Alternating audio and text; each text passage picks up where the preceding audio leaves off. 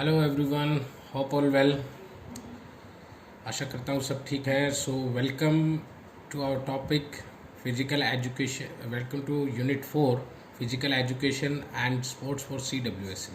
ठीक है, तो आज हम बात करेंगे कि एक तो ये ध्यान दें कि CWSN का मतलब क्या होता है। CWSN का मतलब होता है चाइल्ड विद स्पेशल नीड्स। तो हम ऐसे लोगों के बारे में बात करने वाले हैं कि फिजिकल एजुकेशन एंड स्पोर्ट्स किस तरह से बेनिफिशियल है इन लोगों के लिए जिनको स्पेशल नीड की ज़रूरत पड़ती है, जिनको हम दिव्यांग भी कहते हैं। ठीक है, दिव्यांग यानी कि आपने देखा होगा सोसाइटी के अंदर, आप अपने इर्द गिर्द भी देखा होगा कि ऐसे कुछ लोग आपने देखे होंगे जिनको देखने में प्रॉब्लम आती है, सुनने में, हियरिंग में प्रॉब्लम है, स्पीकिंग में प्रॉब्लम है, बोलने में कुछ प्रॉब्लम्स आती हैं, लर्निंग में प्रॉब्लम आती है, मूविंग, इधर उधर चलने फिरने में प्रॉब्लम आती है। तो ऐसे लोगों को बोला जाता है दिव्यांग, यानी कि CWSN। इसका मतलब ये है कि this childrens need some special needs they required to do their physical day to day activities. उनको अपनी लाइफ की कुछ डे टू डे एक्टिविटी करने के लिए स्पेशल नीड्स की ज़रूरत होती है, स्पेशल चीज़ों की, स्पेशली थोड़ी बहुत हेल्प की ज़रूरत होती है अलग से। तो डिसेबिलिटी का मतलब होता है असमर्थता, यानी कि ये रिलेट करती है आपकी बॉडी पार्ट से। अगर आपके बॉडी पार्ट से रिलेटेड कोई प्रॉब्लम है तो उसको कहा जाएगा disability.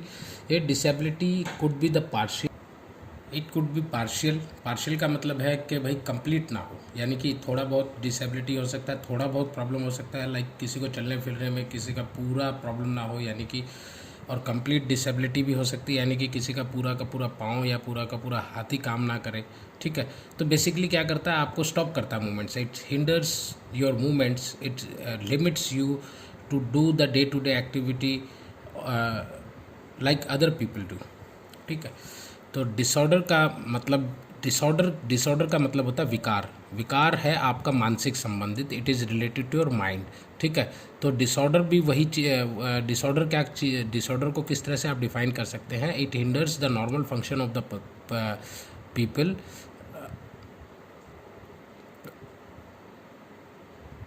With from do the activities like other people do.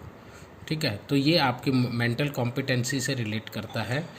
इसमें आपको एनेक्जाइटी हो सकती है, हाइपर एक्टिविटी डिसऑर्डर हो सकता है, यानी कि आपने कुछ लोगों को देखा होगा कि क्लास के अंदर बैठ के कुछ बच्चे इस तरह के होते हैं, इधर उधर हाथ पांव चलाते रहते हैं। हाइपर एक्टिविटी जो है जनरली छोटे बच्चों में होती है। ठीक है, साइकोलॉजिकल डिसऑर्डर्स हो सकते हैं, ऐसे लोगों को साइकोलॉजिकल प्रॉब्लम्स हो सकती हैं, चिड़चिड़ापन होना, बात बात पे गुस्सा आना, या किसी चीज़ को ठीक से ना समझ पाना।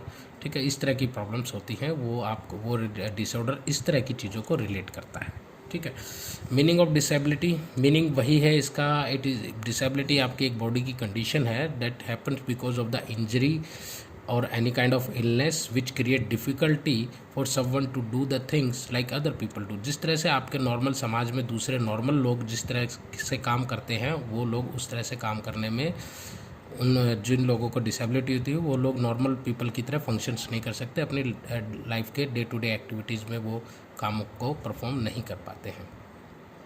इसके रिलेटेड एक, इस तरह के लोगों के रिलेटेड एक राइट भी है, it is the right of person. इसका नाम जो है एक एक्ट है, एक धारा बनाई गई है, धारा 2016, जिसका नाम है the right of person with disabilities. ठीक है, डिसऑर्डर का मतलब क्या होता है, डिसऑर्डर का मतलब हम पहले बता चुके हैं। डिसऑर्डर का मतलब है it is a mental competency which hinders normal function of any human being. ठीक है, नॉर्मल तरीके से काम करने से उसको रोकती है, वो चीज़ें डिसऑर्डर के अंतर्गत आती है। डिसऑर्डर जो है कन्वर्ट हो सकता है डिसेबिलिटी के अंदर, कन्वर्ट हो सकता है अगर वो लॉन्गर ड्यूरेशन के लिए रहे। इफ़ एनी डिसऑर्डर, जिसको अगर वो लंबे टाइम के लिए आपके साथ कोई प्रॉब्लम रहे तो वो डिसेबिलिटी के अंदर कन्वर्ट हो सकता है। डिसेबिलिटी डिसऑर्डर यानी कि छोटी स्टेज से स्टार्ट होकर के आप कंप्लीट, वो आपका बॉडी ऑर्गन या बॉडी पार्ट जो है वो डिसेबल हो सकता है। यानी कि अगर किसी को देखने में प्रॉब्लम है, आज किसी को थोड़ा हल्का फुल्का जो है आई ब्लाइंडनेस है, तो वो कंप्लीट ब्लाइंडनेस के अंदर भी कन्वर्ट हो सकती है। डिसऑर्डर इंक्लूड मेंटल डिसऑर्डर, ठीक है, दिमागी तौर पे कोई परेशानी हो जाना। ईटिंग डिसऑर्डर, लोगों को देखा होगा कि खाने की बहुत आदत होती है।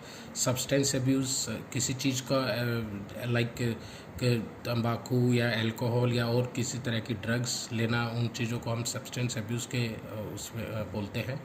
अटेंशन डिसऑर्डर होता है कि आपने ऐसे लोगों को देखा होगा जो कभी भी आराम से नहीं बैठ सकते हैं या किसी भी चीज़ में कॉन्सेंट्रेट नहीं कर सकते हैं, तो ऐसी प्रॉब्लम को बोला जाता है अटेंशन डिसऑर्डर।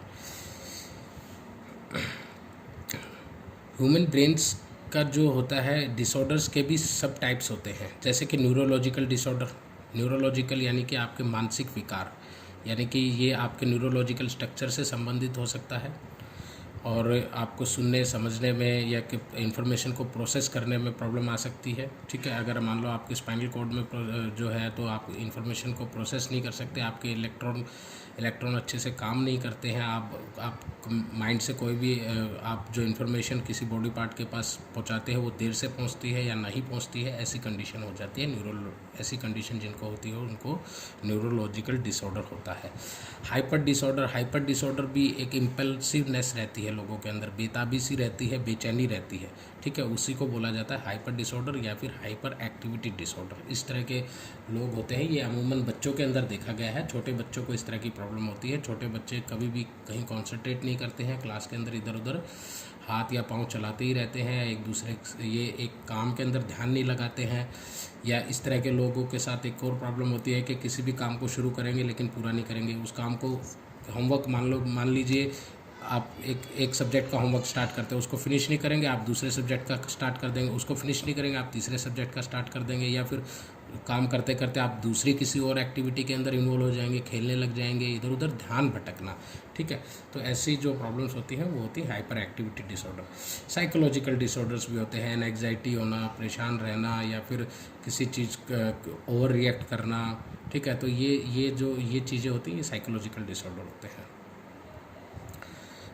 यहाँ तक मैं उम्मीद करता हूँ सभी को समझ में आ गया। अब हम बात करेंगे concept of disability and disorder. Disability मतलब असमर्थता, यानी कि आप किसी काम को करने में असमर्थ हैं। ठीक है, तो वो होगा आपका असमर्थता, वो होगी आपकी। और डिसऑर्डर यानी कि कोई ना कोई आपको विकार है। तो इसका कॉन्सेप्ट क्या है? कॉन्सेप्ट भी यही है, ये सारी चीज़ें ही आपने लिखनी है कि आपको ये एक नॉर्मल फंक्शन करने से रोकती है, वो क्या क्या प्रॉब्लम्स होती हैं। इसके अंदर जो है आपका मेंटल डिसऑर्डर हो सकता है, साइकोलॉजिकल प्रॉब्लम हो सकती है, हाइपर एक्टिविटी डिसऑर्डर हो सकता है। डिसेबिलिटी में आपको चलने फिरने में कोई प्रॉब्लम आ जाती है या कहीं इंजरी हो जाती है। तो इसके कॉन्सेप्ट में क्या है कि भाई 1955 में एक मेडिकल मॉडल प्रिपेयर किया गया था। 1955 में एक मेडिकल मॉडल प्रिपेयर किया गया जिसके अंदर ये देखा गया कि इसका मेडिकल ट्रीटमेंट किस तरह से कर सकता है। इन डिसऑर्डर्स को एनालिसिस किया गया, इन डिसऑर्डर्स को, इम्पेयरमेंट्स को कैरेक्टराइज किया गया, इनके नाम दिए गए। ठीक है, तो और इनका रिहैबिलिटेशन प्रोसेस किस तरह से करना है उसके ऊपर काम किया गया। ठीक है, तो ये सब चीज़ें आपने लिखनी है concept of disability and disorder के अंदर। रिहैबिलिटेशन प्रोसेस होता है कि जब आपको कोई इंजरी हो जाती है या किसी तरह का न्यूरोलॉजिकल कोई प्रॉब्लम हो जाता है, तो जब आपका इलाज शुरू होता है और वो जब तक पूरी तरह से ठीक होकर आप normal day to day activity में एनरोल नहीं हो जाते हैं, उस पीरियड को बोला जाता है आपका रिहैबिलिटेशन टाइम। ठीक है, इनके रीजंस फाइंड आउट किए गए कि भाई किस तरह के रीजंस हो सकते हैं आपको डिसेबिलिटी डिसऑर्डर के। डिसेबिलिटी डिसऑर्डर आपको बाय बर्थ हो सकता है। आपने देखा होगा बहुत से बच्चे ऐसे होते हैं कि जो देख नहीं पाते हैं या दिमाग उनका ठीक से फंक्शन नहीं करता है। ये जेनेटिक प्रॉब्लम्स की वजह से भी होता है। जेनेटिक होता है जो आपके ट्रांसफ़र ऑफ जीन्स होते हैं, यानी कि माता पिता से कुछ बीमारियां या कुछ प्रॉब्लम्स आपको मिल जाती हैं। ठीक है, एनवायरमेंटल फैक्टर्स भी हो सकते हैं, एक्सीडेंट भी हो सकता है, केमिकल एब्यूज़ भी हो सकता है, सब्सटेंस एब्यूज़ की वजह से भी हो सकता है। तो आगे हम नेक्स्ट टॉपिक में इसका पूरा और देखेंगे, डिसऑर्डर्स डिसेबिलिटीज़ के बारे में डिटेल में। ठीक है, आज के लिए इतना ही था। ये था आपका topic 4.1। Thank you, have a nice day. सब अच्छे से रहें। जय हिंद, जय भारत।